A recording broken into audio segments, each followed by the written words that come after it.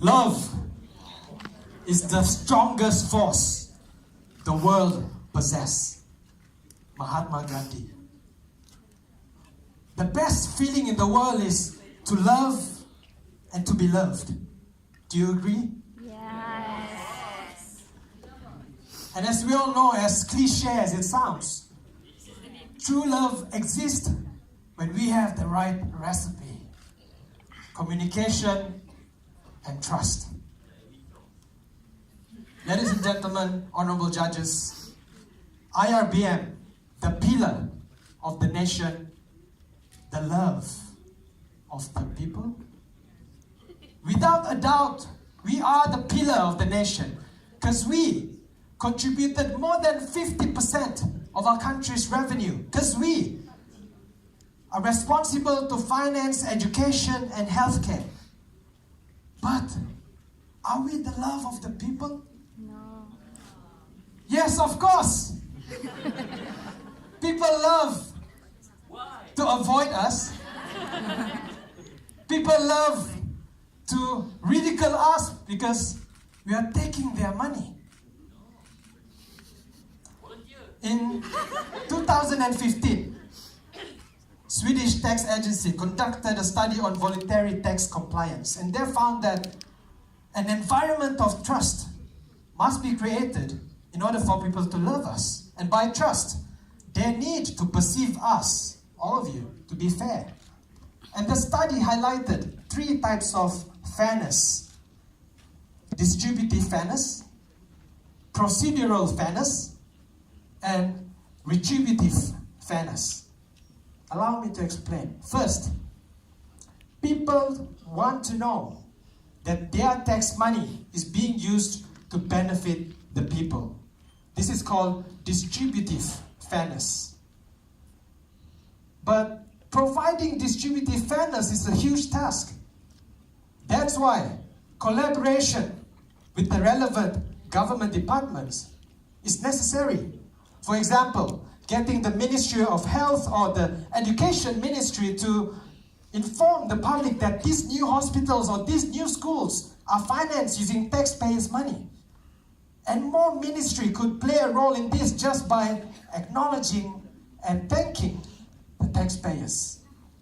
In Sweden, for example, being one of the highest tax rate in the world, and yet the Swedish is one of the most tax compliant. Why? Because they know that their taxes provide much more value to their well-being because the government continuously and openly acknowledging the taxpayers. In other words, guys, if you want to offer your love to a girl, action speaks louder than words. Secondly, people need to perceive us to be fair in our procedures. This is called procedural fairness. Fairness in terms of how we handle cases.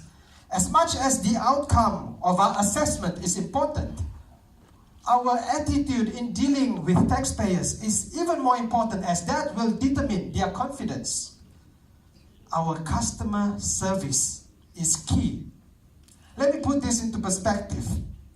In 2008, a study conducted by Australian Taxation Office found that transparency in taxation procedures significantly affects tax compliance. When taxpayers feel they've been treated fairly and respectfully, getting them to follow our directions would be much easier. In other words, guys, if you want to receive love, you must be the first to give love. And finally, people need to perceive us to be fair with our punishment. This is called retributive fairness. Taxpayers want to see that we are treating non-compliers accordingly and the enforcement of the law is properly implemented. Not only to penalize the wrongdoers, but positive retribution such as rewarding the law-abiding taxpayers is important as well. That's why every year on the 1st of March, during Hari Hasil or Hasilians Day, we give out awards to the best taxpayers. We appreciate them. And right now, with a special program, voluntary disclosure going on, we are determined to show that we love our non-compliance by offering a much lower penalty. This is an exact application of retributive fairness. Kudos, IRBM.